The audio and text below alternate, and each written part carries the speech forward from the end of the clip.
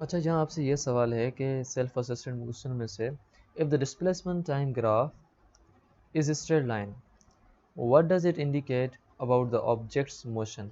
वो ऑब्जेक्ट के मोशन के बारे में क्या इंडिकेट करता है। ये थोड़ा आप समझ लें कि जब भी आपको ये कहा जाए कि आपके पास डिस्प्लेसमेंट टाइम ग्राफ है, यानी कि उसमें से जो डिस्प्लेसमेंट होगा वो आपका वर्टिकल होगा। हमेशा हमेशा जो टाइम होता है वो आपका हॉरिजेंटल लाइन पर होता है, यानी कि ये जो हॉरिजेंटल लाइन जितनी बढ़ती जाएगी उतना टाइम बढ़ता जाएगा, ये वर्टिकल लाइन जितनी बढ़ती जाएगी उतना आपका डिस्टेंस डिस्प्लेसमेंट बढ़ता जाएगा। तो डिस्प्लेसमेंट और टाइम दोनों मिलकर जो बीच में आपको चीज़ देंगे उस चीज़ का नाम वेलोसिटी होगा। पहली चीज़ तो आपने ये समझनी है, क्योंकि आपने ये चीज़ समझी है कि वेलोसिटी बराबर होती है डिस्प्लेसमेंट अपान टाइम के। तो डिस्प्लेसमेंट और टाइम का ग्राफ, डिस्प्लेसमेंट और टाइम का ग्राफ दोनों मिलकर आपको जो चीज़ देते हैं, जो आपको मतलब क्वांटिटी देते हैं, उसका नाम है आपके पास वेलोसिटी। पहली चीज़। दूसरी चीज़ ये कि what does it indicate about the objects motion. वो ऑब्जेक्ट के मोशन के बारे में क्या इंडिकेट करती है अगर वहाँ स्ट्रेट लाइन हो, क्योंकि इस ग्राफ के बीच में अगर यहाँ डिस्प्लेसमेंट हो और यहाँ टाइम हो तो ये इस तरह से भी आ सकती है।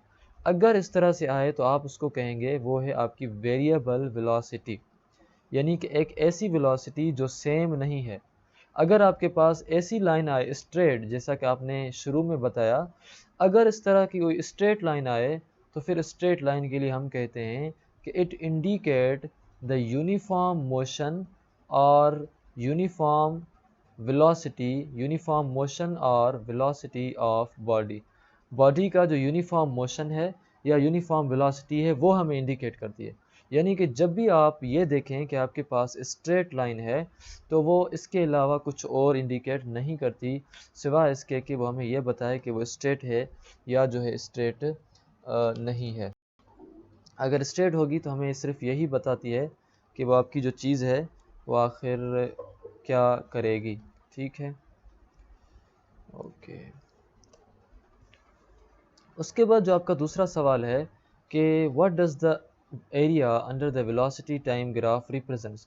अगर आप वेलोसिटी टाइम ग्राफ के अंदर आएँ तो फिर वो रिप्रेजेंट क्या चीज़ करता है, वो अब हमने चीज़ देखनी है दूसरे क्वेश्चन में।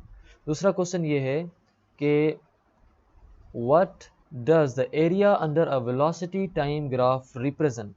अगर आपके पास ये एक ग्राफ है और इस ग्राफ का भी आप नाम देख रहे हैं क्या है, वेलोसिटी टाइम ग्राफ। ये आपके पास वेलोसिटी है और ये टाइम है। वेलोसिटी और टाइम ग्राफ नतीजे में हमें जो चीज़ देते हैं वो देते हैं एक्सेलरेशन। डिस्प्लेसमेंट और टाइम ग्राफ हमें नतीजे में जो चीज़ देते हैं वो होती है वेलोसिटी, और वेलोसिटी और टाइम ग्राफ मिलकर आपस में हमें जो नतीजे में बीच में चीज़ देंगे वो होगी एक्सेलरेशन। अब यहाँ सवाल ये है कि अगर ऐसा कोई ग्राफ हो जो वेलोसिटी और टाइम को शो कर रहा हो और एक्सेलरेशन को शो कर रहा हो, तो उनके अंडर जो एरिया होगा, जैसा कि ये एरिया है, वेलोसिटी टाइम ग्राफ के अंदर जो भी एरिया होगा, ये वाला पूरा एरिया, ये एरिया किस चीज़ को रिप्रेजेंट करेगा। अगर ये एरिया कम हो तो किसको रिप्रेजेंट करेगा, ज़्यादा हो तो क्या इसका मतलब है, कम हो तो क्या इसका मतलब। ये पूरा का पूरा एरिया हमें बताता है कि उस चीज़ का जो डिस्टेंस है वो कितना है। Distance is equal to the area of the curve. Distance is equal to the area covered by figure. जो भी फिगर एरिया कवर करती है उस एरिया का नाम असल में वो हमें डिस्टेंस बतलाती है। जितना ज़्यादा डिस्टेंस कवर करेगी मतलब ये हुआ कि उसने उतना ज़्यादा डिस्टेंस ट्रेवल किया है या उतने ज़्यादा डिस्टेंस कवर किया है।